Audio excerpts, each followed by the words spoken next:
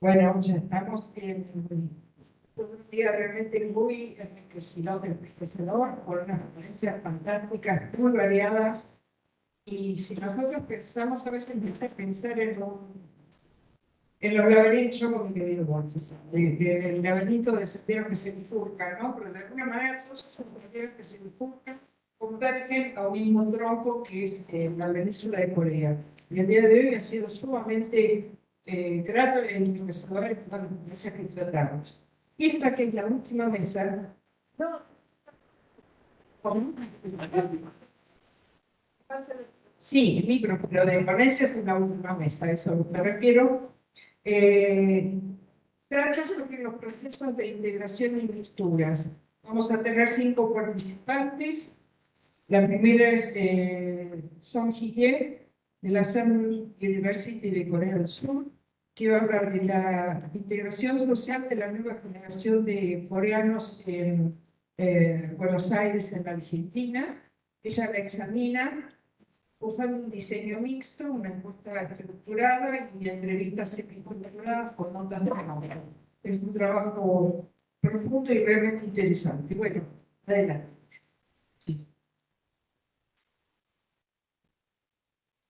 Muchas gracias. Me da una gran oportunidad de presentar mi disertación de doctorado. Sí. En el año 21 me quedé aquí en 2006 para investigar y Brasil. Y mi estudio es de sociología y muy buenas tardes. Gracias. Seguimos. Y Carmen y las otras académicas ya explican mucho sobre la historia de los coreanos donde vivía en Argentina, pues yo no explico más. Pero sí, porque ya todo el mundo sabe muy bien que sí, pero mi estudio es más, estoy enfocado sobre de mixto metodología de encuestas y entrevistas. Caso de 239 encuestas y 34 casos de entrevistas. Y fue un trabajo muy duro, pero sí, ahora yo sigo de mi estudio de academia. Sí. Y sí, este año de 3.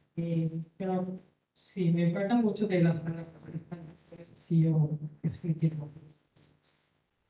Otras, sí. Very specifically, and across 10 domains of the information. The second, the which mechanism identified in the descriptive interview account again between the former inclusion and the veiled barriers. And the third, which program design following from the joint evidence given the organizational and ecosystem of schools and distinct market associations and multiple offices documented within the frameworks.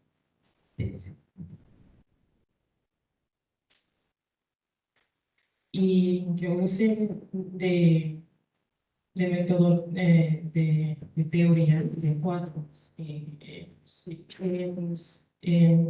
en el sector, en campo de migración, utilizamos mucho de teoría de qué hace sentido, como divide exclusión, asimilación y multiculturalismo.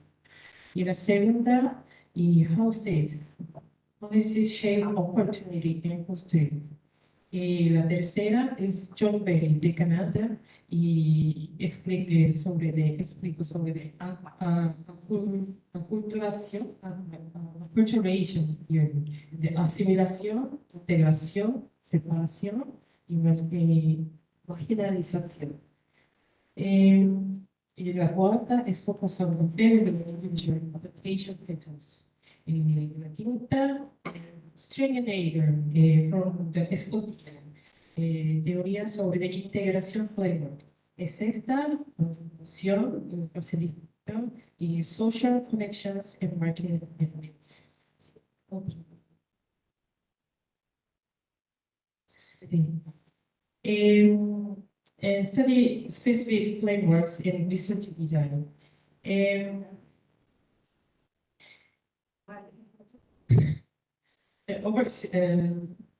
now the overseas Koreans host country in the integration models. So we have a big issue about migration. En 10 domains in rights, language, como derechos, idiomas y seguridad y fuente social, cohesión, economía y hogar, educación y salud y políticos. Y lo expliqué sobre explanaries, las economics to methodology, and survey first and intersecond. And complementary strengths of the quantitative and political. Y vamos a ver el resultado. En datos, 239 casos de encuestas, 31, pero yo hice 34 casos de entrevistas, pero las personas ya no querían utilizar de sus narrativos. Sí, solamente yo expliqué 31. Pero género, y generación y trabajo divertidos. Sí, yo me quedé 2 meses acá en Flores y todos los días yo visitaba el mercado de los coreanos y los fines de semana yo iba a todo de las iglesias y cualquier lugar de los coreanos y yo iba así, por la muy temprano y hasta por la tarde. Y además, sí, yo aprobé de étnica de donde yo gradué de la Universidad de Corea, y la Korea University, y aprobé en concept animal immunizations. Otra,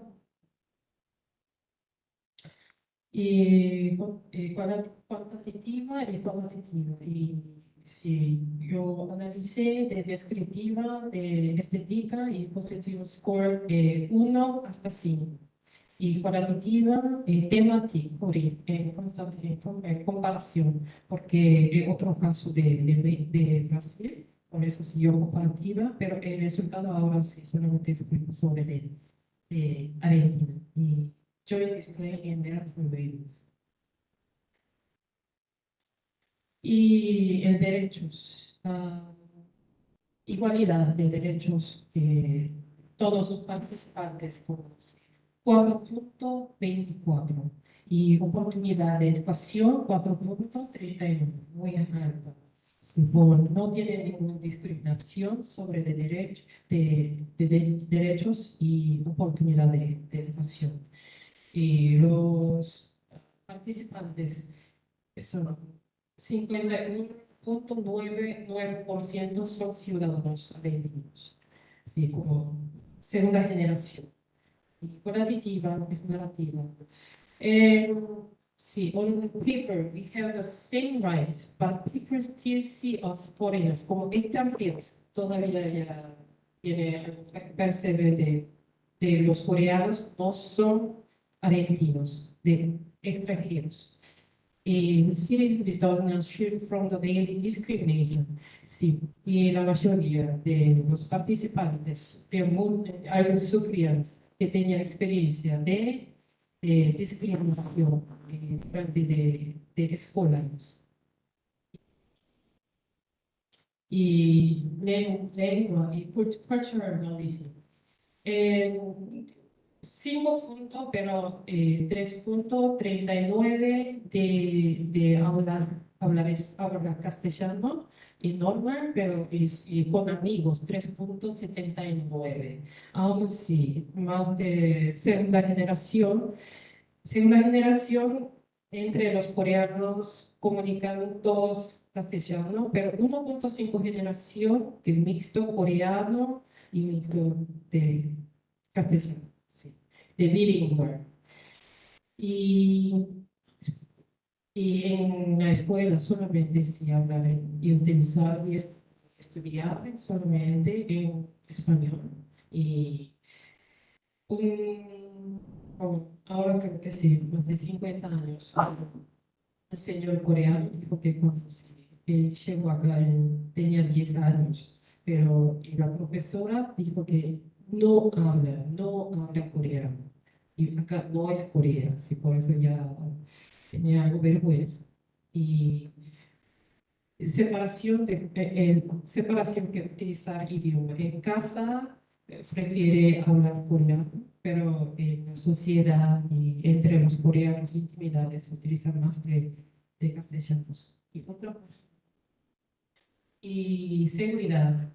Y seguridad, el tema seguridad es lo más importante. Si alguien conoce de Corea, en Corea yo creo que sí, solamente, sí, yo creo que sí, en Corea es más seguro del mundo. Sí. Nadie toca de teléfono y nadie toca de billetera, sí, no me interesa de otras personas y sí, pero más del 77% de participantes tenía experiencia de discriminación y 15% de algo de, atacado de psicólogamente. Pero se siente muy peores que seguridad, que el resultado 2.8.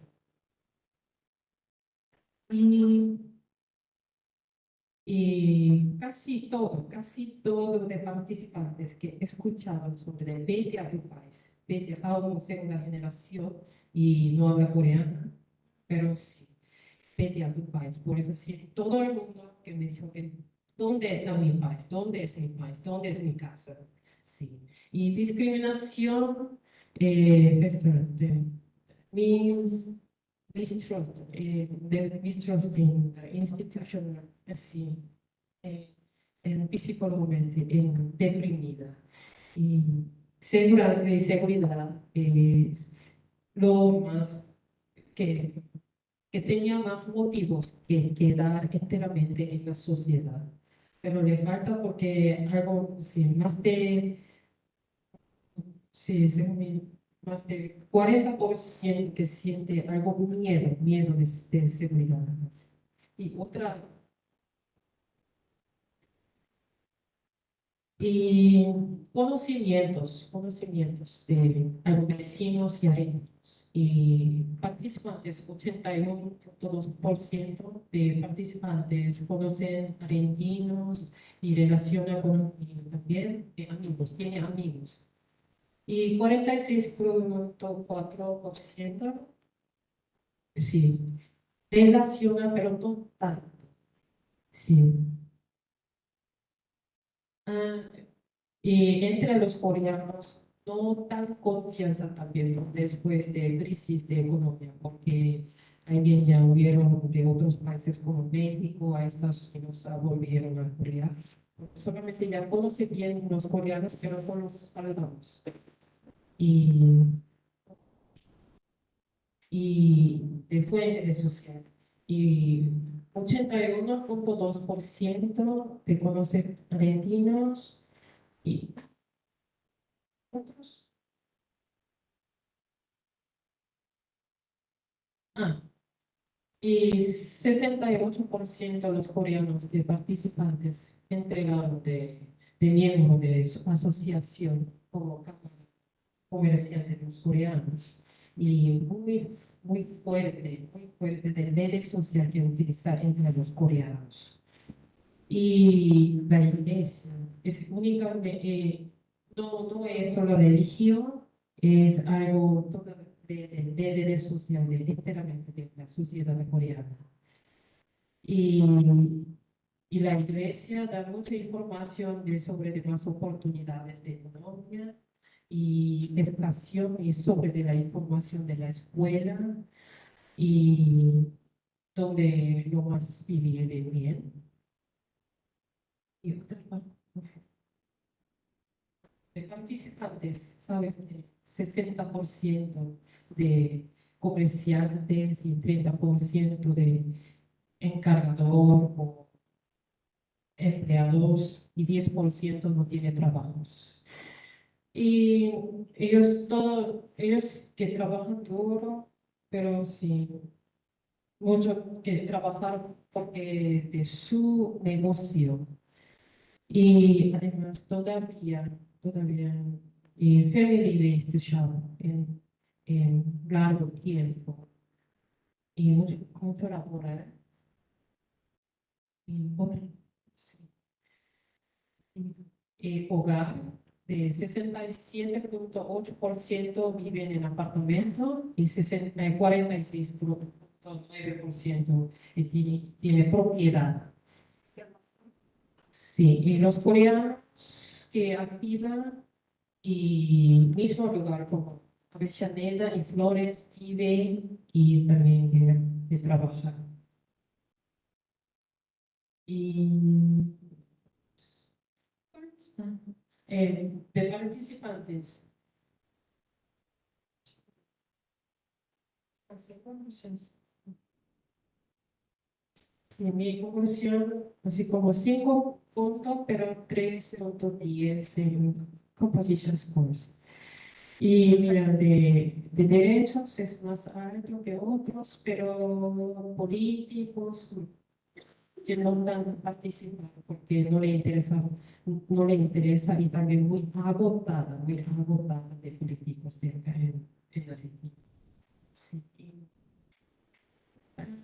Sí, mira, de derechos, economías y hogar y salud es muy straightforward en first, en posibles problemas de seguridad, discriminación,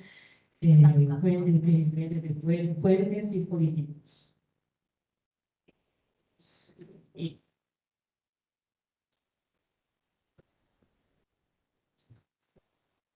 y yo expliqué todo sobre eso, sí, pero si yo conclusión. Muchas gracias.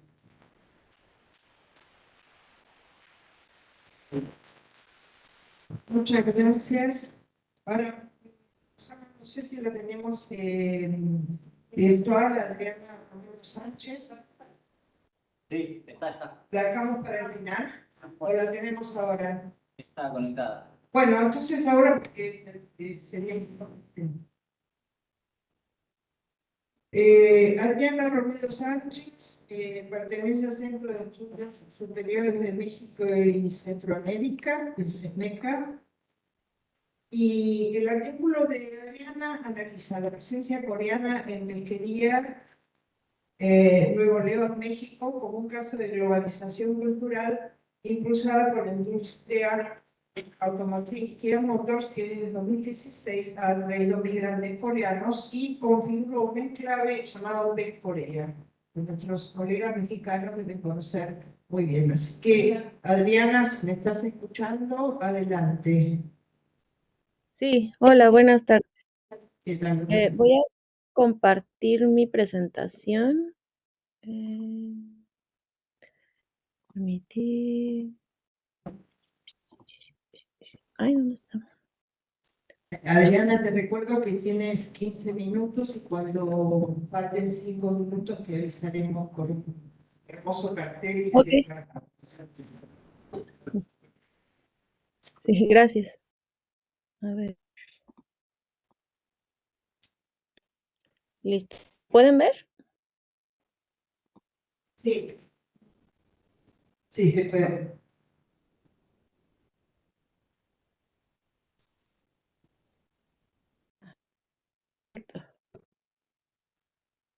Ok. Bueno, entonces voy a comenzar. Ay. Mi exposición lleva por título esto no se llama así. Bueno, voy a comenzar. Vamos a hablar sobre este municipio que está en Nuevo León, en el norte de México. Se llama Pesquería, pero tras la llegada de Kia Motors y la migración coreana ha sido rebautizado popularmente como Pescorea. Mi interés en este mini ensayo es explorar cómo se han adaptado los migrantes coreanos y cómo la población local ha reaccionado y ha negociado frente a estas diferencias que se han dado entre ambas poblaciones. Y un punto central, digamos, es cómo la juventud mexicana ha jugado un papel clave, ya que pues la llegada del K-pop, los K-dramas, el K-beauty, ha funcionado como una vía de conexión para la cultura coreana y la cultura mexicana. Y bueno, en este caso particular, yo retomé el trabajo de la influencer Chingua Amiga, que es una chica coreana que justo llegó a trabajar al norte del país y pues en un intento de documentar las diferencias culturales entre Corea y México, pues se volvió influencer y al día de hoy pues ya es como su trabajo de tiempo completo y a mí de alguna manera me llama la atención este tipo de actores como mediadores culturales. Eh, sí, y bueno, en algunos puntos clave a mencionar es que pues Pesquería era un municipio tradicionalmente agroindustrial que en 2016 se ve modificado por la llegada de Kia Motors y pasa de ser a un espacio atravesado por la globalización económica. En este sentido, estamos hablando de que no solo llegó una fábrica, llegó una comunidad coreana completa, porque pues llegaron muchos trabajadores a esta fábrica coreana, y la inversión surcoreana también reconfiguró las dinámicas locales. El nombre entonces de pesquería pasa a Pescorea, porque pues es una forma en la que la gente refleja esta fusión de, de culturas. Aquí pues estamos hablando de que es un ejemplo de cómo la globalización no se limita a mercancías, sino también involucra identidades, símbolos y relaciones interculturales. El crecimiento poblacional en pesquería fue del 608% en una década. Esto refleja no solo el capital económico, sino también capital cultural y simbólico que está atravesando este municipio. Corea ha invertido más de 500 millones de dólares en la región, en Nuevo León, que es el estado al que pertenece Pesquería, y pues no ha llegado solamente dinero, sino cultura, comida, lenguaje. Esto ha reconfigurado las dinámicas locales y como podemos ver aquí, pues hay algunas imágenes de cómo la gente sabe que el municipio se va a beneficiar por la llegada de Kia, pero pues también después. Ay, tantito, ya,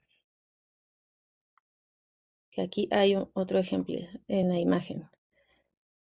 Eh, un concepto importante es el de globalización cultural, que según García Canclini trae tensiones entre la homogeneización y la heterogeneidad, ¿no? La homogeneización, estamos hablando de la expansión cultural coreana, y la heterogeneidad en la hibridación local.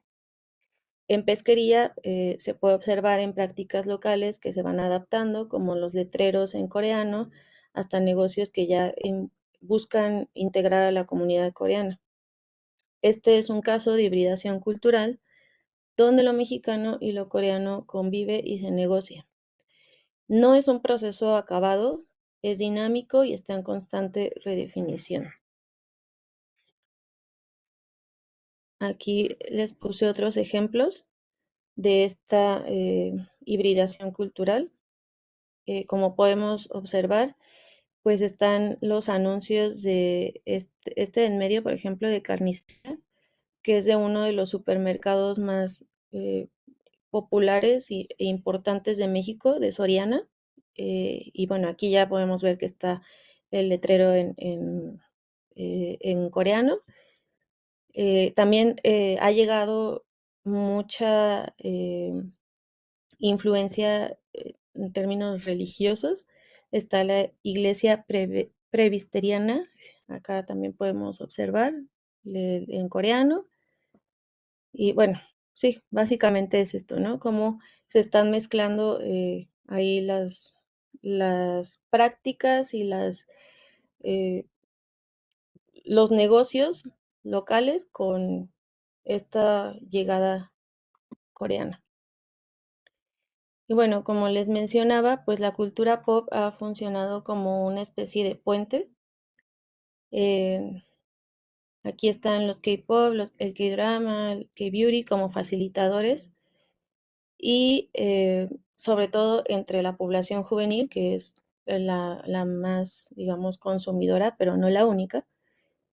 Y bueno, aquí vemos cómo la identidad se va construyendo en diálogo con la alteridad. Lo propio se va definiendo en relación con lo otro. En pesquería, la recepción cultural es tanto como un consumo como un performance, ¿no? También un performance de lo que nos muestran que es lo coreano, que no necesariamente es lo coreano, ¿no? Habría ahí que pensar qué es realmente lo coreano, qué es lo que la cultura pop nos muestra como lo coreano. Y hay, bueno, una desigualdad en flujos culturales también. Y en este caso, pues, bueno, la identidad como un proceso relacional con la alteridad, uno de los más característicos y que de ahí se va a Adriana, desprender un... ¿Sí? sí, Adriana, pido por favor que vayas cerrando el tema y ofreciendo tus conclusiones. Ok. Bueno, como les mencionaba, pues el caso era el de estudio Chingu Amiga, esta influencer que ha pasado de ser trabajadora de una empresa coreana a convertirse en mediadora cultural en redes sociales y que su intención de alguna manera ha sido desmontar ciertos estereotipos respecto de los coreanos o los mexicanos, pero también ha caído en ciertas exotizaciones que generan debate. Como podemos ver, pues hay muchos videos que se llaman así como mi familia prueba comida mexicana, coreana en prepa mexicana y que pues de alguna manera entran en esta dinámica de fascinación y una de entendimiento, pero también de exotización y esencialización.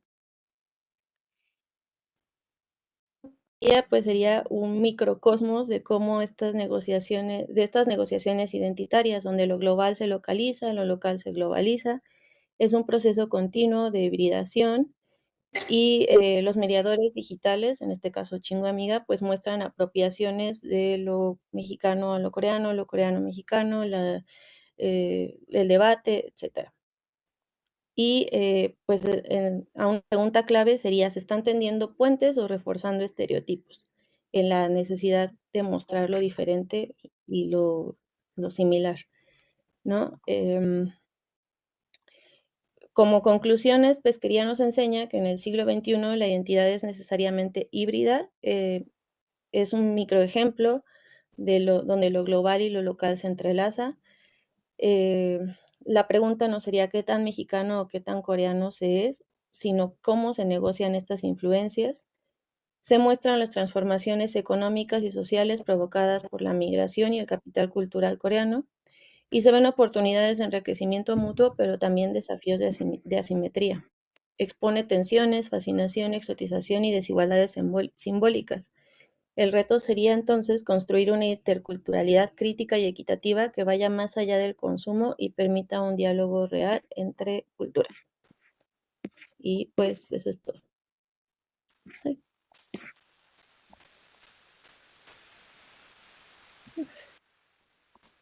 Bueno, muchas gracias a Gracias. Adriana. Y pasamos ahora a la tercera ponente de la tarde, que es Nafkin Sofía Groner, de la Universidad Nacional de Mar del Plata, de la cual es una estudiante avanzada, que nos va a hablar sobre la inserción económica de los migrantes coreanos en la ciudad de Mar del Plata, donde ella analiza la presencia de estos migrantes coreanos como un grupo relativamente nuevo en el país desde 1965 y su vinculación al principio al grupo textil. Y el resto lo va a comentar Nana.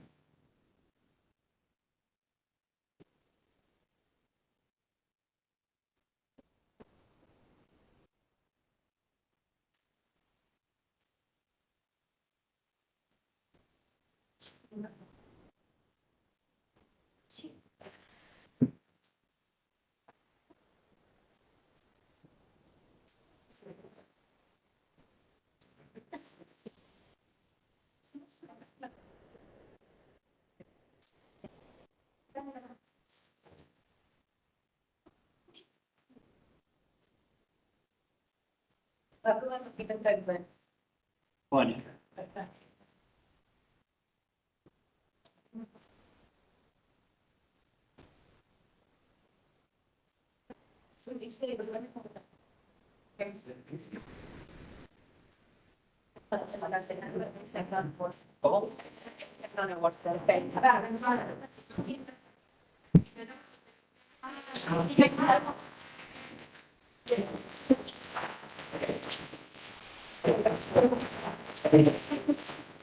¿cómo?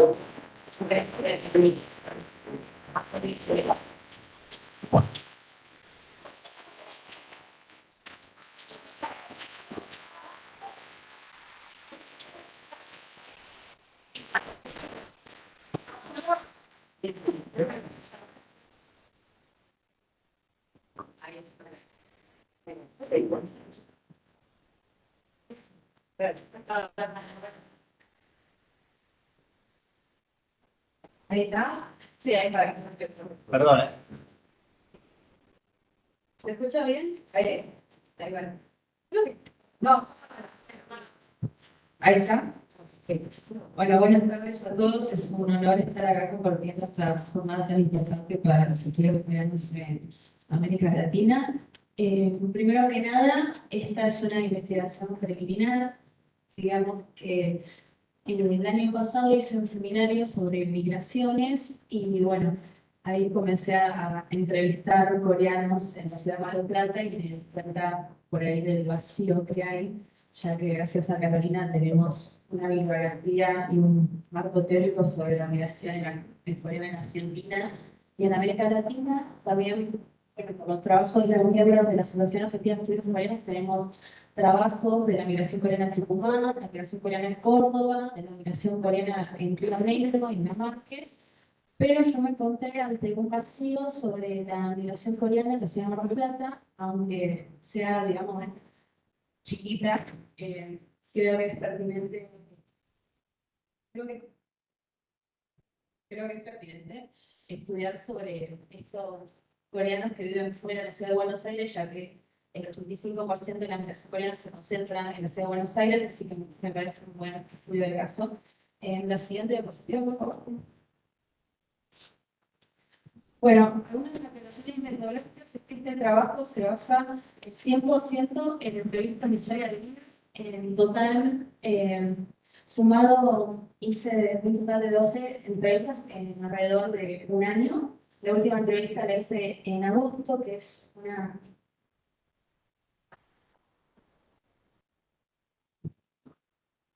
¿Ahí? Sí, perfecto, perfecto. Ok. Bueno, la última entrevista que hice fue realmente muy reveladora, creo yo, que, bueno, ahora lo vamos a compartir, ya que en el Congreso Nacional de Estudios Coreanos no compartí esta información, así que me parece muy interesante. Bueno, todas las fotos que van a ver son de coreanos en Mar del Plata, son fotos que me dieron la teoría de los entrevistados, así que, por ejemplo, la foto de acá pertenece a la muestra del lugar para quedarse, así que vamos a ver el festejo. Bueno, esta foto es de los años 70, en el 70. La siguiente, por favor.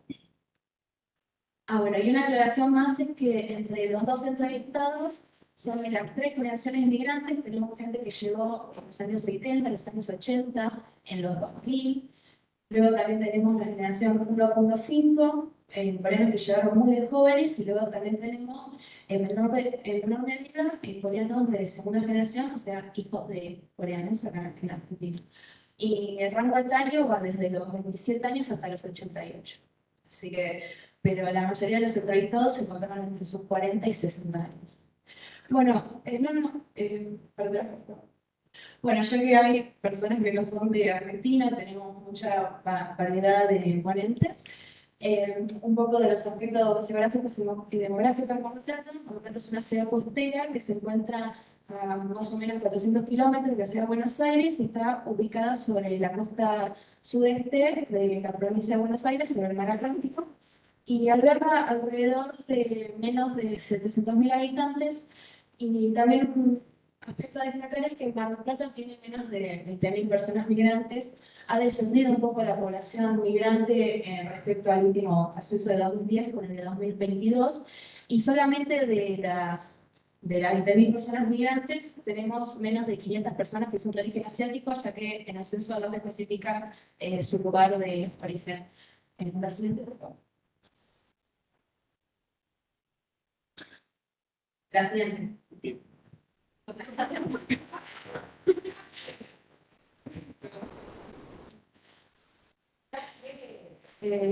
Bueno, hablando del proceso migratorio a la Argentina, ¿por qué decidieron emigrar estas familias? Que la mayoría van a llegar en los 70.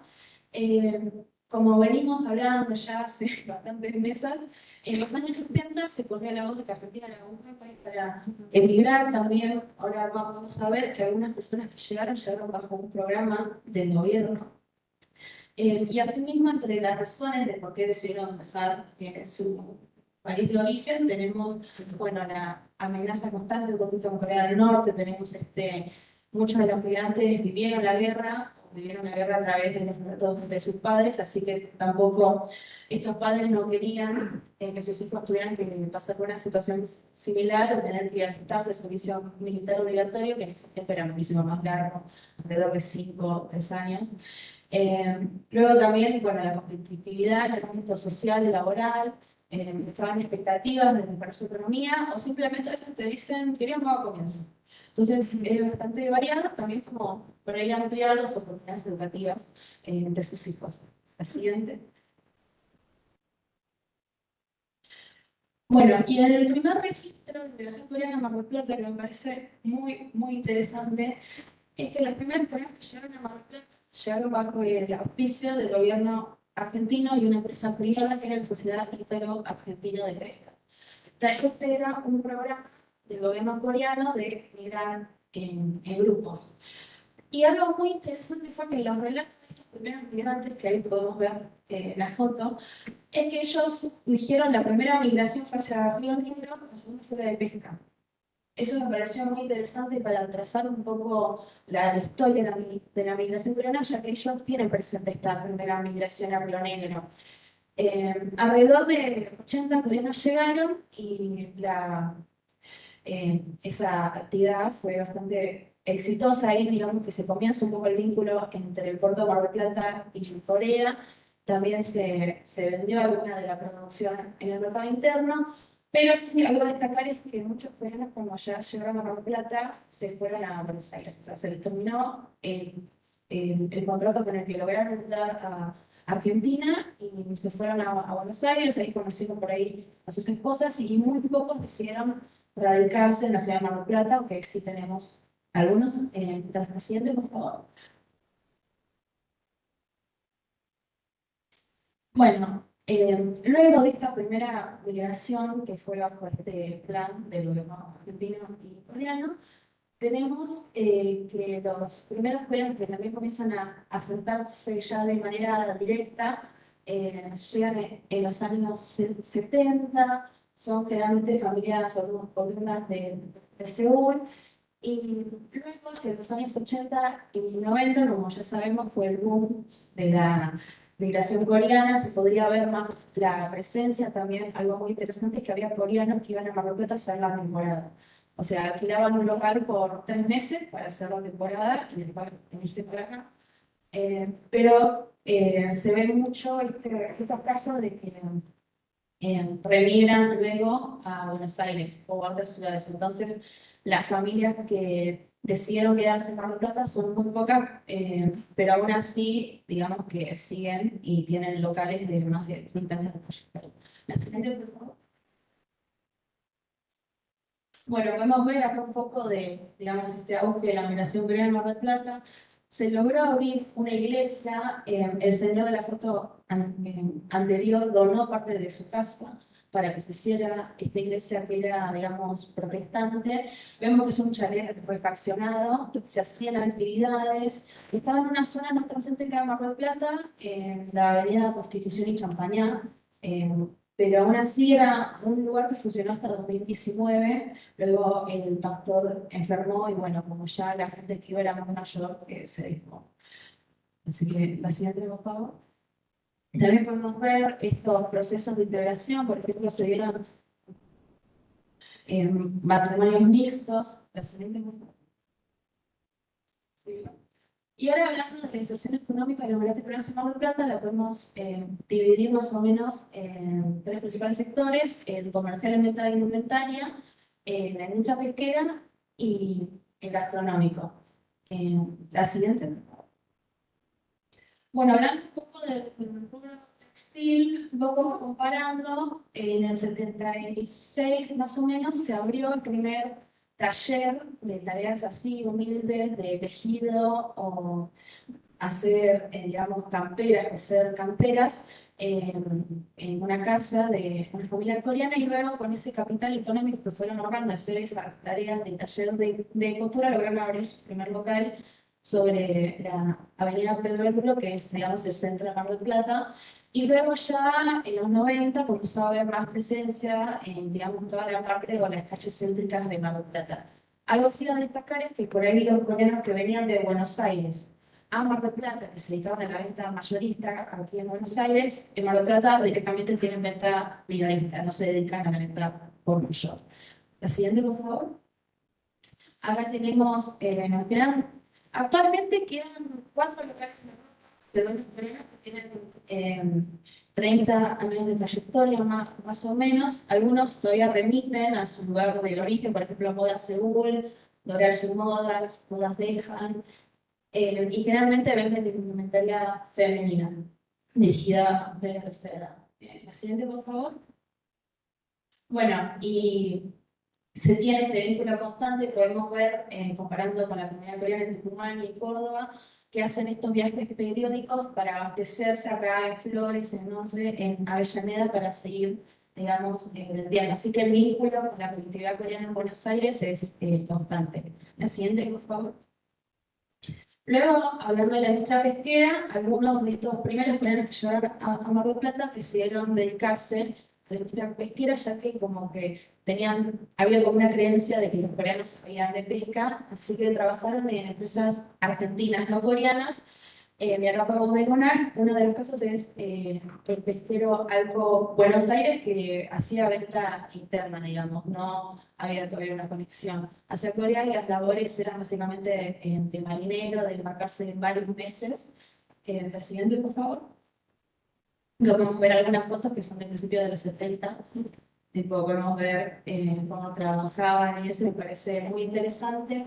Generalmente estas personas trabajaron hasta los años 80, 90 y luego se retiraron de la actividad pesquera y abrieron locales de ropa.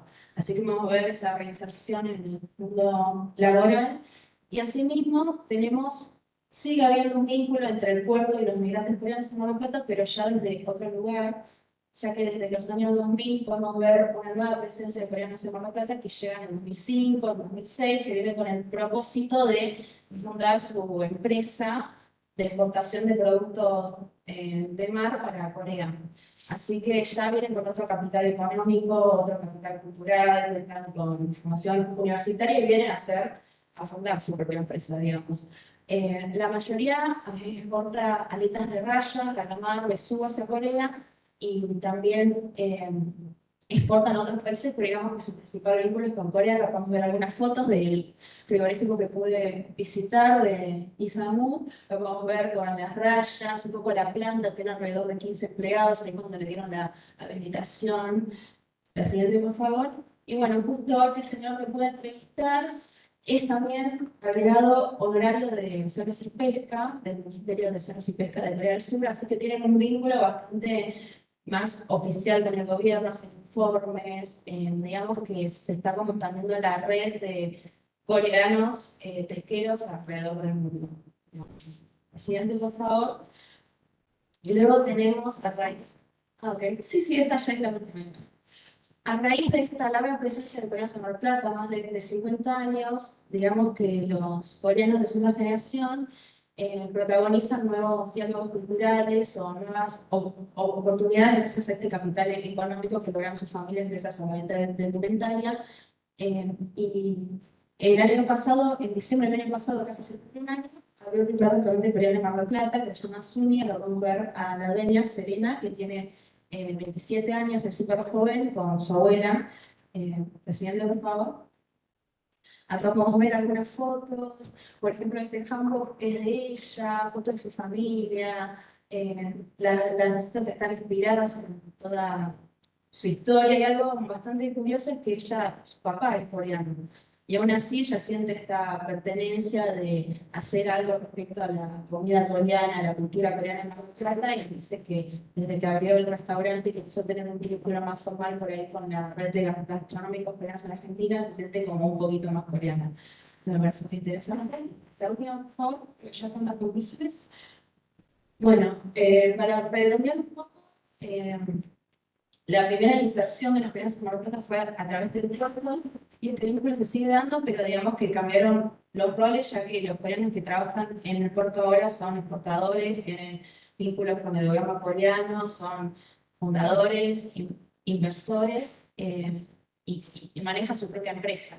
Tienen la capacidad de fundar una empresa y tener 15, 20 empleados, pero aún así el rubro textil es y fue el principal sostén económico de la colectividad coreana en Mar del Plata, ya que en su mejor momento llegó a haber alrededor de 15, 20 locales de ropa. Algunas familias tenían alrededor de 3 locales. Luego también un poco la pandemia y el cese de la actividad comercial dio que algunas familias dejaron de dedicarse a eso. Y por ejemplo hay un caso de una familia que tiene un estacionamiento en una cochera. No es un poco ver esa diversificación según la zona, y bueno, también esta larga presencia da espacio a nuevos diálogos culturales, como es el primer restaurante en Mar del Plata. Así que bueno, esa sería más o menos la conclusión. Muchas gracias.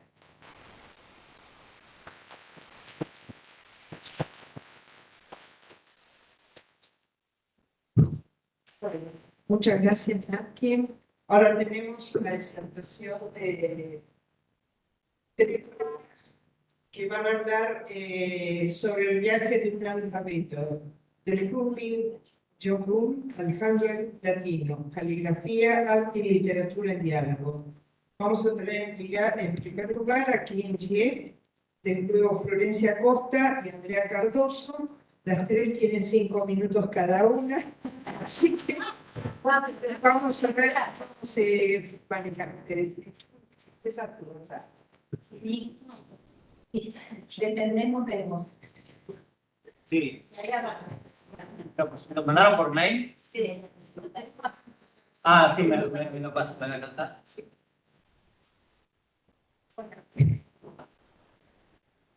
¿Es uno para... ¿Es el mismo para las tres? ¿O es... Te digo que sí, vamos a pasar, porque es muy importante. Dale, sí, sí, hacemos las tres. Sí. Dale. Es un ensayo que sale a partir de las observaciones que estuvimos haciendo, y el objetivo es... Sí. Y el objetivo es generar futuras conversaciones. Bueno, a ver. Le vale. Vale.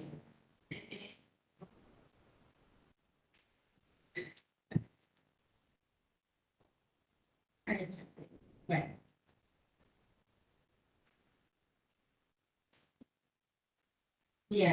Bien. Ahí fue el título. El viaje de un alfabeto, del Kunming Jong-un al Hangul latino. Kunming Jong-un es el nombre original, digamos, del Hangul, que es el nombre del alfabeto coreano, si hay alguien que todavía no. ¿Y qué es el Hangul latino? Bueno, eso se van a contestar ustedes mismos al finalizar la charla. Bien, sí. Próximo. Próximo. Exploraremos el camino del arte en diferentes áreas, como la caligrafía, el arte y la literatura, observando su evolución tanto en su tierra natal como en América Latina. Sí.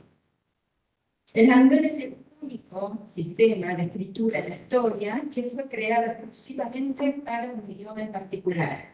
Fue desarrollado en el siglo XV por el rey Sejong durante la dinastía Joseon con el objetivo de alfabetizar el pueblo coreano, ya que hasta entonces se utilizaba el chino clásico, un sistema basado en ideogramas. A pesar de su origen innovador, el Hangul enfrentó resistencia por parte de la aristocracia, lo que ralentizó su difusión. Recién en el siglo XVIII empezó a florecer en la vida cotidiana y en la literatura, y hasta fue reconocido como escritura oficial a fines del siglo XIX. Sin embargo, con la ocupación japonesa a principios del siglo XX, el Hangul estuvo en riesgo de desaparecer junto con gran parte de la identidad coreana. Gracias a la resistencia del pueblo, el alfabeto sobrevivió y resurgió con fuerza tras la liberación y la Guerra de Corea. En el siglo XXI, el Hangul vive una nueva etapa, con plena libertad, y gracias al fenómeno cultural Hallyu, inicia su expansión global. Hoy, el Hangul también se hace presente en América Latina, actuando como un puente entre culturas. Su presencia puede observarse en dos ámbitos: en el círculo íntimo de la colectividad coreana, donde se mantiene como símbolo de identidad tradición. En el círculo abierto, donde se expande hacia nuevos públicos a través de la lengua coreana, la caligrafía, el diseño, la literatura y otras expresiones culturales. Así el Hangul, que fue símbolo de resistencia en Corea, se transforma en un emblema de orgullo, curiosidad y creatividad en este nuevo contexto. La caligrafía es una de las formas más personales y artísticas de vivir el Hangul. En ella se entrelazan emoción, tradición y creatividad. Veamos estos estilos históricos. El primero, el Kamboche, es el estilo más antiguo, estructura geométrica y ordenada. El Winche, literalmente, estilo del palacio, es más armonioso y estilizado. Fue de uso común entre las mujeres de la corte. El Minche, estilo del pueblo, es más libre y espontáneo, usado por la gente fuera del ámbito palaciego. En la actualidad, la caligrafía coreana ha adoptado una gran variedad de estilos debido al uso de nuevas herramientas, además del pincel tradicional. Esta diversidad da lugar a formas originales, contemporáneas y personales que nacen del acto de escribir como expresión artística. Después de la Guerra de Corea, el Hangul no solo fue recuperado como sistema de escritura, sino también como símbolo artístico. Hoy, la caligrafía se extiende a otras formas expresivas. Aquí vemos dos ejemplos. Una, performance, donde la escritura cobra vida en escena, y una obra pictórica. En América Latina, la caligrafía encuentra su escenario en los centros culturales, básicamente.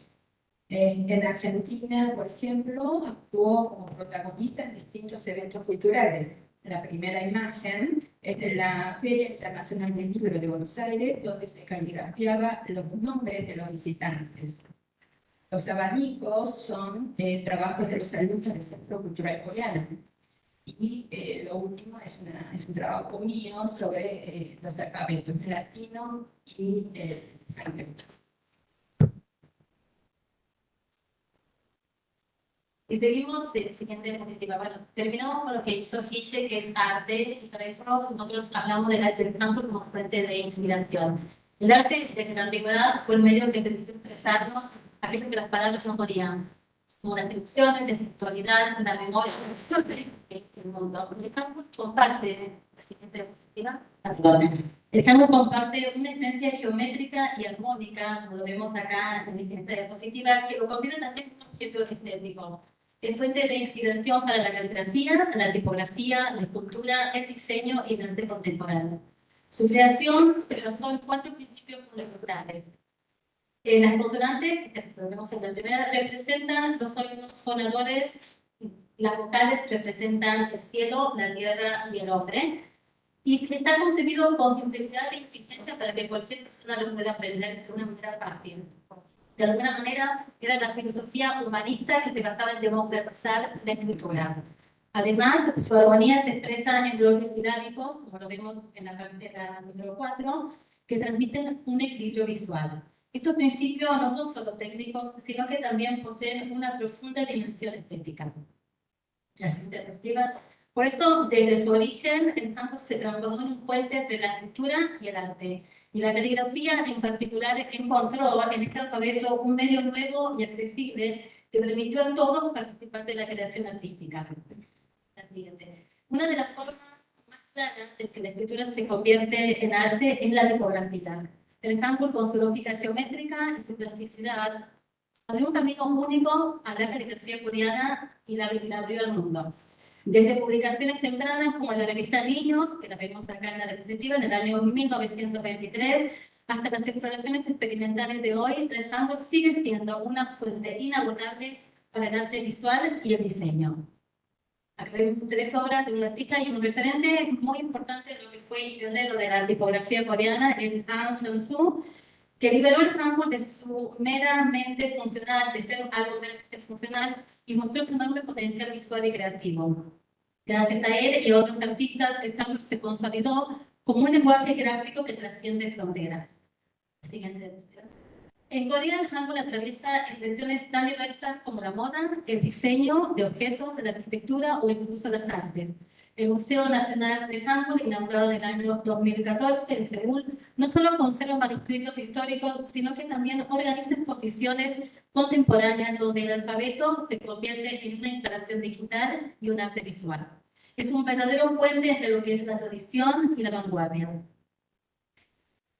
En Argentina, el Hangul encontró un espacio de diálogo con el arte local, impulsado primeramente por el Centro Cultural Coreano, que fue inaugurado en el año 2006, y con exposiciones como El Camino de la Tinta en el 2019, Formas con Hangul en el 2023, junto a la FADU y a la UBA, exploraron su vínculo con la caligrafía, el diseño y la arquitectura.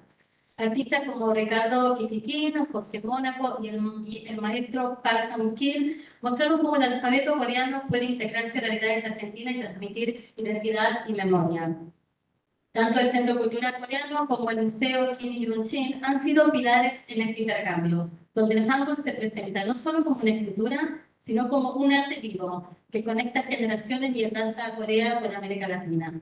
De este modo, el Hangul trasciende su función lingüística para convertirse en un símbolo de encuentro cultural y de construcción de identidades compartidas. Bien, y ahora seguimos este recorrido que viene haciendo el alfabeto desde su origen a la actualidad de América Latina y llegamos al campo de la literatura. En principio, nosotros cuando hablamos de literatura vamos a pensar en la escritura, en el signo gráfico de la letra, que implica luego una traducción a la lengua que sea deseada, en este caso el español, y como elemento visual, hacemos esa distinción, ¿sí? Y por otro lado, lo que nosotros encontramos son 3 actores claves que funcionan en esta sinergia, ¿no? que permite la internacionalización de la literatura coreana. Pensando en la literatura coreana, traducida al español como una de las fuentes privilegiadas a través de las cuales el Hangul llega a América Latina, ¿sí?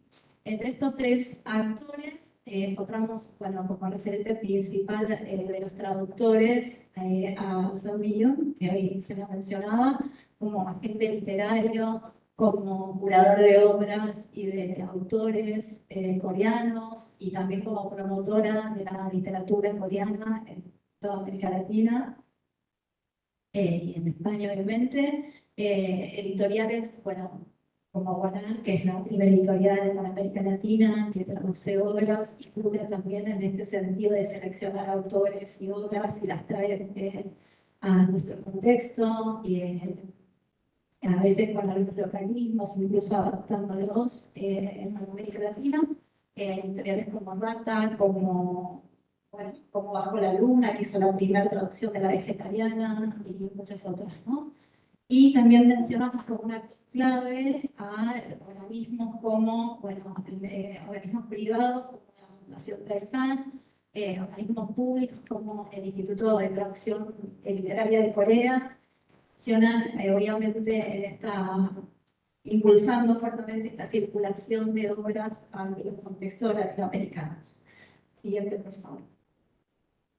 Nosotros seleccionamos muy arbitrariamente algunos ejemplos, simplemente. Esta es una obra de antología poesía coreana contemporánea.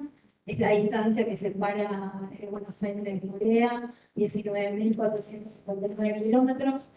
Decíamos que el hangul aparece en literatura tanto como signo gráfico como también elemento visual en las obras, ¿no? Bueno, en este caso además aparece dentro de la obra como elemento gráfico porque es una edición bilingüe. Entonces van a ver que en la parte izquierda del hangul el poema luego es traducido en la siguiente página. También es una traducción de San Millón. Acá tenemos, simplemente para señalar la traducción, es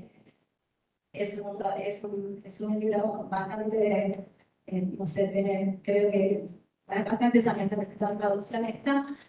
La siguiente, por favor. Acá vamos a ver el todo de Editorial Guarán.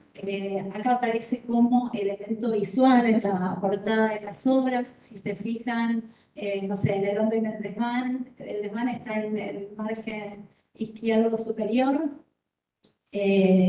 Obviamente no se espera que se traduzca, que una persona que va a comprar el libro va a leerlo entienda hangul, por eso digo que es como un elemento visual. Bueno, solo las mujeres desaparecen en el mensaje derecho y bueno, le llaman rojas arriba del título. Siguiente, por favor. Bueno, y acá, bueno, este es porque también hacen sufrir así, es el primero de los libros que está ahí seleccionado, es en una de las imágenes del interior de la obra, aparece en este dibujo. Creo que es uno de los primeros editados por Guarán, si no estoy mal es el primero, una obra que hizo de astronomía y una obra de poesía también. Y a la derecha tenemos Fighting, acá tenemos a la calígrafa. Vemos que entonces ahí aparece el hangul también en su sentido original como signo gráfico, ¿sí? Como para que veamos estos ejemplos. ¿Bien? Bien, Blanco, editado por editorial Random House en este caso. En su edición, en la tapa aparece Pink, que es blanco en hangul. Y luego estas dos obras de relatos desde Corea, donde también lo vemos en la tapa como elemento visual. Siguiente, por favor. Bueno, lo que estamos viendo entonces, simplemente les queríamos mostrar lo que para nosotros viene siendo una conversación del hangul en América Latina, cómo se lo está reinterpretando, cómo se lo está trayendo a nuestros contextos, cómo se puede jugar con el alfabeto, desprendiéndose de ese sentido original de resistencia, quizás de identidad nacional. No sé, en la Feria del Libro de este año en Las Vilmas, veíamos una escena como esta, niños dibujando y caligrafiando el hangul, y también personas que se acercaban a aprender a dibujar las letras. Gente que pasaba por la feria y hacía ese ejercicio. Siguiente, por favor. Simplemente esta es nuestra conclusión, que es muy abierta y es en diálogo con esto que venimos viendo de interpretar lo coreano. Este alfabeto y para nosotras tiene mucho recorrido abierto. Para nosotros es como un gran signo de pregunta hacia dónde más se va a mover en esta reinterpretación y en esta potencia que tiene, evidentemente, como signo que hasta se desprende de su historia y llega a ser solamente una forma. Hicimos una encuesta en la siguiente preguntando justamente acerca de qué se entendería por handball latino. Si ustedes pueden verlo después, van a se cuenta que es muy abierto el sentido. Hay personas que dicen que el handball acercado a nuestra cultura. Visualmente, te imagino trazos directos del alfabeto coreano más fluidas, con líneas curvas, hasta como bailando. Migración, fusión, sincretismo, identidad. Por último, los invitamos también a responder qué pensás de la expresión handball latino, qué sensaciones e ideas te genera ese término. Nos encantaría leer qué les parece a ustedes que podría llegar a ser algo así como handball latino. Y bueno, agradecemos mucho el espacio.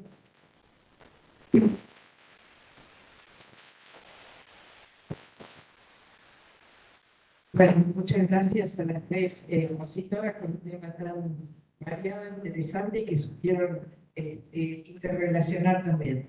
Pasamos a la última disertante, que es María Florencia Seráfica, de la Facultad de Filosofía y Letras de la Universidad de Buenos Aires. Ella va a hablar sobre el Centro Cultural Coreano y la promoción del patrimonio cultural material e inmaterial en la Argentina.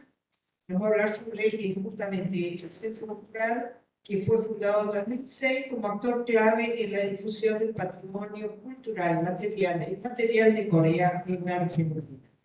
María Florencia. Bueno, primero que nada, buenas tardes, muchas gracias. Bueno, como recién comentaban, mi trabajo se centra en el Centro Cultural Coreano y la promoción del patrimonio cultural, material e inmaterial en la Argentina. Para esto tomo 3 muestras que se exhibieron entre el 2023 y el 2024. Pueden pasar la siguiente. Gracias. Como decían, bueno, el Centro Cultural se inauguró en el año 2006. Para el año 2018 ya tiene la sede en la que está ubicado actualmente. Lo que estudio en mi trabajo es el caso del Centro Cultural Coreano como un vector de promoción de lo tradicional y de lo moderno, teniendo en cuenta también, bueno, el Hallyu y la ola coreana que ya estuvieron hablando extensamente en las mesas anteriores. El Centro Cultural Coreano se ocupa de promover todo lo que es relacionado a la industria cultural, como puede ser el K-pop, los K-dramas, la literatura, las artes visuales, pero a mí me interesaba centrarme en la promoción de lo que es el patrimonio cultural, probablemente bueno, material e inmaterial, ya que también lo entiendo como una forma de proyectar Corea del Sur hacia el exterior, sino solamente incentivando lo que vimos anteriormente, que son las industrias culturales, sino también la importancia que le dan a la continuidad de la tradición y la continuidad y el conocimiento del patrimonio cultural por fuera del país. La siguiente. Para abordar estos conceptos de patrimonio material e inmaterial, pueden pasar la siguiente, por favor.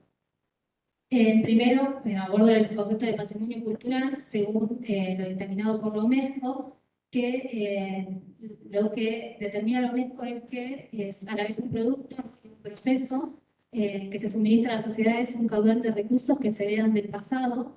En el sentido de producto y de proceso es que se distinguen también estos dos conceptos de patrimonio material y patrimonio natural o inmaterial, y la importancia de preservar esta riqueza que se entiende como una riqueza frágil y que requiere de políticas y modelos de desarrollo que preserven y respeten su diversidad y su singularidad, las cuales Corea se ocupó estos últimos años ya de crear políticas y preservar según determinados modelos, ¿sí? Ya sea de escuelas o de enseñanza de estas técnicas tradicionales, para poder preservarlas, como sea, tanto a nivel local como para poder también, de cierta forma, exportar estas tradiciones hacia el resto de los países, por medio de lo que son los centros, particularmente los centros culturales. La siguiente. En este sentido es que se sostiene que el patrimonio contribuye a la revalorización continua de las culturas y de las identidades, y es un vehículo importante para la transmisión de experiencias, aptitudes y conocimiento entre las generaciones. Y lo que me interesaba resaltar en este sentido es que, como veníamos hablando, la promoción del Hallyu y de las industrias culturales también lleva a que estos últimos años un caudal de gente, tal vez, que antes no se acercaba tanto al Centro Cultural Coreano, comienza a acercarse de forma más asidua, entonces de esta forma también pueda conocer, ¿no? Aquello que tal vez consume, ¿no? Como sabemos por medio del K-pop y de los K-dramas, que resaltan también estos elementos culturales, estos elementos del patrimonio cultural, puedan encontrárselos también en el centro cultural como una forma de acercar la cultura, si bien con elementos que tal vez ya son conocidos, pero bueno, desde otro lugar, en el sentido más de diplomacia cultural, sido acercamiento a una técnica o una producción más tradicional. La siguiente. Bueno, como les decía, Corea del Sur posee una ley básica del patrimonio nacional, que en el año 2021 se modificó también y entró en funcionamiento el Servicio de Patrimonio de Corea. Sí, la siguiente. Y para entrar ya en el tema que desarrollé mi trabajo, una de las exhibiciones fue la exhibición de la Heion y el mar, mujeres buceadoras de la isla de Jeju, que se inauguró el 14 de diciembre de 2023. Bueno, las Heion son mujeres, como decía, de la isla de Jeju, que se dedican a bucear sin tanques de oxígeno. Fueron reconocidas por lo menos en el año 2026 como Patrimonio Cultural Inmaterial de la Humanidad y son consideradas parte de la riqueza cultural y patrimonial de Corea del Sur. En la siguiente. En el sentido de intentar transmitirlo como patrimonio inmaterial, ¿sí?, de la isla de Jeju, la exhibición contaba con fotografías y también con elementos utilizados por la Heion para llevar a cabo esta práctica. La característica, la definición de patrimonio inmaterial es usos y representaciones y expresiones, conocimientos y técnicas, junto con los instrumentos, objetos, artefactos y espacios culturales que les son inherentes, que las comunidades, los grupos y en algunos casos los individuos reconozcan como parte integrante de su patrimonio cultural. En este sentido, es importante también resaltar que la muestra tuvo apoyo de la Fundación Heion de Jeju y también del museo, y que se está llevando a cabo también en este sentido de poder mantener viva la tradición, porque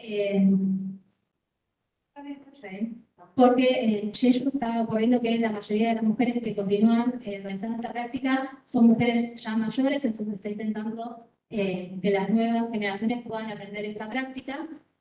La siguiente.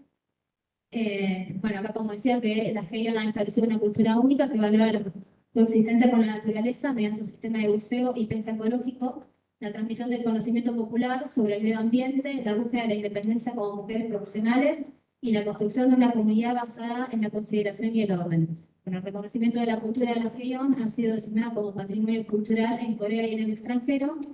Me parece también interesante que se haya exhibido durante esta exposición también un documental para dar a conocer esta práctica que tal vez no es tan conocida, creo que tal vez es más conocida justamente por los dramas que tal vez tocan tangencialmente en la historia de estas mujeres, pero es una forma de acercar en este sentido de patrimonio inmaterial, sobre todo la práctica que llevan a cabo las mujeres en la isla de Jeju, que también es un pilar muy importante para la economía de la isla.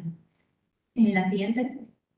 Otra de las exhibiciones es Conectando el Tiempo, muestra la artesanía tradicional del patrimonio inmaterial de Corea. Esta muestra fue interesante, fue inaugurada en el 2024 porque es auspiciada por el Korean Heritage Service.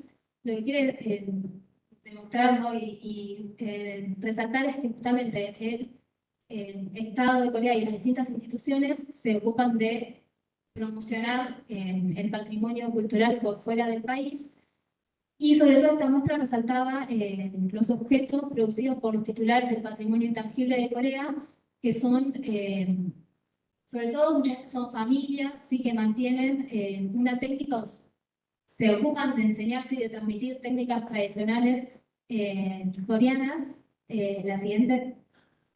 Acá, bueno, si ven algunos, son muchos los objetos que se exhibieron en esta muestra, yo acá seleccioné algunos, pero bueno, van todos desde hanbok como objetos que pueden ser utilitarios, como pueden ser producidos por cestería o tocados, Y estos titulares son los máximos expertos y técnicos en cada campo, como son el teatro, la música, las técnicas artesanales, y buscan preservar y recrear las funciones o habilidades del patrimonio cultural mediante investigaciones y estrictas evaluaciones. En la siguiente. Y en la última exhibición que analicé es Trascendencia, la vida conectando el espacio más allá del tiempo, que fue inaugurada en el 2024, estuvo un periodo muy corto de tiempo, pero la exhibición se enmarcaba en la celebración del mes de la cultura coreana en Argentina, y nuevamente fue organizada por el Servicio de Patrimonio de Corea y la Agencia de Patrimonio de Corea, y lo que buscaba resaltar es en esta relación entre el pasado y el presente, ¿no? Sobre todo en la producción o la continuidad de la producción de elementos tradicionales, que es un poco lo que se postula desde la idea del patrimonio cultural, el patrimonio material y inmaterial, esta idea de que bueno, tiene que continuar siendo actualizado para mantenerse vivo dentro de la cultura. La siguiente. Bueno, estos son algunos de los elementos que se exhibieron en la exposición, y podemos pasar a las conclusiones. Bueno, las conclusiones a las cuales llegué en mi trabajo es la importancia de la difusión y la circulación tanto del consumo de la industria cultural coreana como del patrimonio cultural tradicional en nuestro país, tomando el Centro Cultural Coreano como principal vector y difusión de estos elementos tradicionales, el fortalecimiento de las relaciones diplomáticas y culturales entre ambos países, y tomar las exhibiciones como parte fundamental de servir para conectar y relacionar ambos consumos, modernos o tradicionales, creando conexiones entre los diferentes intereses de los militantes del centro. Y después me gustaría leerles un fragmento que aparecía en esta última exposición, que no agregué en las diapositivas, que es de un artista que se llama Leo Kim, que dice qué es la tradición y qué es Corea. En las diferencias de hoy está la corrección de mañana, y las semillas de hoy se convierten en frutos del mañana. Este frío y sequedad se convertirá en tierra viva y respirante cuando llegue el momento. Todo tiene su razón. Lo importante es que debemos continuar manteniendo el ciclo de repetición y circulación. Habrá fortaleza y flexibilidad en Corea, armonía y fusión, tradición y cultura y espíritu. Muchas gracias.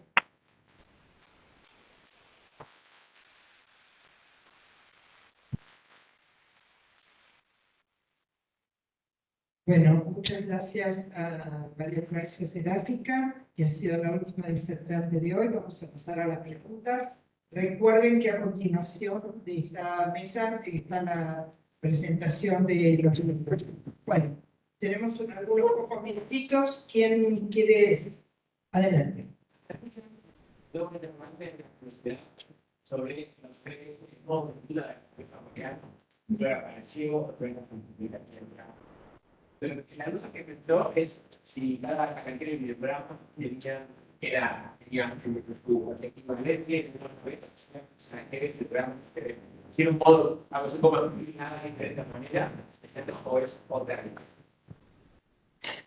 El alfabeto coreano, Los tres. de los tres ejemplos, están escritos todos con el hangul, que es el alfabeto coreano, es el sistema de escritura. Lo que remarco desde el principio es que es una escritura que se creó especialmente para el idioma coreano.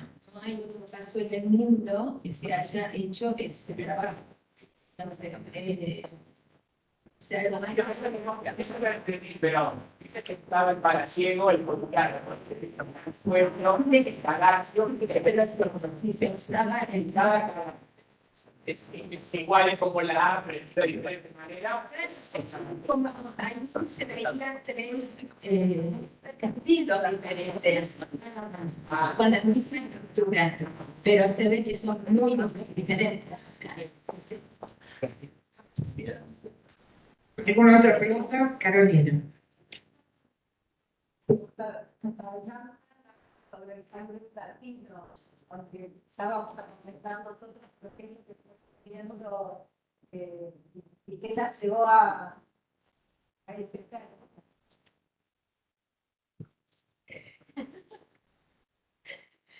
bueno, eso es lo que seguimos preguntándonos. Porque, ¿por qué llegamos? ¿Por qué estamos acá en este lugar presentando al Hangul de esta manera? Es porque algo hay, o sea, sentimos que hay algo ahí que se presentó, se siente. Así que, no sé, es como que tenemos una gran curiosidad de cómo sigue. Sí, no, solamente pensar que esto que escuchamos durante toda la jornada, ¿no? La identidad hoy está pensada como algo abierto, algo que se construye durante toda la vida. Y bueno, a mí me pasa porque estoy con adolescentes todos los días y muchas veces la cultura coreana, el alfabeto coreano es mucho más potente para ellos a la hora de incorporarlo incluso a su identidad, a sus prácticas, que cuestiones que por ahí vienen en la currícula. Entonces, eso, no le ponemos como el punto de llegada, pero sí lo tendremos como un signo que viene como para quedarse a nuestro contexto. ¿Algún otro recurso?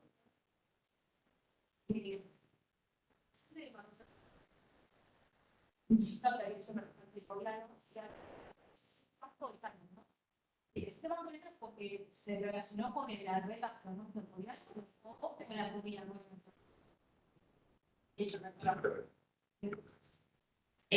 Bueno, el caso del restaurante coreano por ahí da para otra ponencia, pero bueno, justo ella me dijo que para prepararse, porque sentía que tenía que perfeccionarse para hacer un restaurante, tomó algunas clases de Sandra Lee.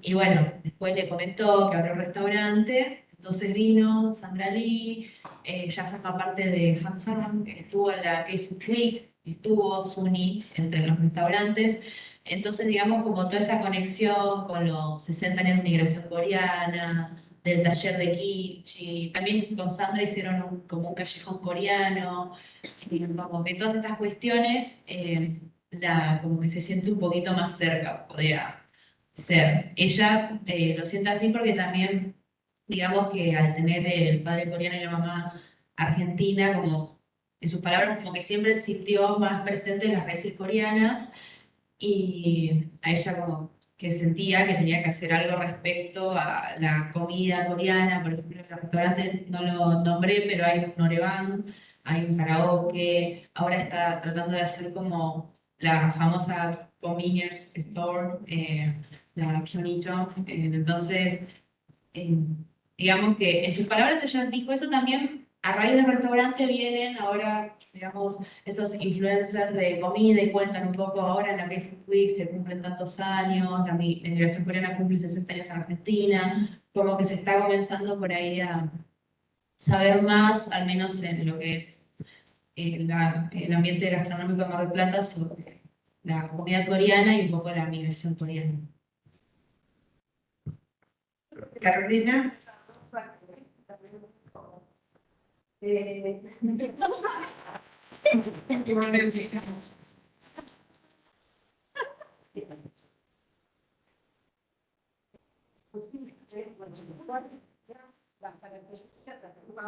Relevante de los jóvenes que van a estudiar en Brasil. En Brasil, a una segunda generación más integrada, sí, como percibe se refiere identidad de su identidad es como, sí, algunos, sí, todavía estoy recordando de ellos son brasileños, que no son coreanos, sí, brasileños, y ellos perciben, son brasileños, pero acá en Argentina hay unas personas, sí, pero es muy complicado para entender porque sabes que teoría de Berry, John Berry, es como divide en 4 tipos, pero acá parece que más separados y marginal. Y sí, yo creo que sí, de 1.5 de generación, más marginal, pero segunda generación, algo separado, pero integrado, y la mitad de integrado y la mitad de separado.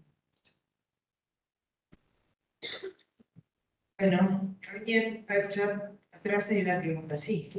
En cuanto a la investigación del Centro La Cultural última. Coreano, en cuanto a la investigación del Centro Cultural Coreano, quería consultar si en el periodo que vos tomaste de tiempo existió alguna exposición que tome la actividad física, a las artes marciales, al deporte de origen coreano, como parte de la agenda del Centro Cultural, o si existen planes de considerar a la diplomacia deportiva como parte de la diplomacia cultural coreana, especialmente considerando la masividad de la práctica de la disciplina coreana como taekwondo y judo.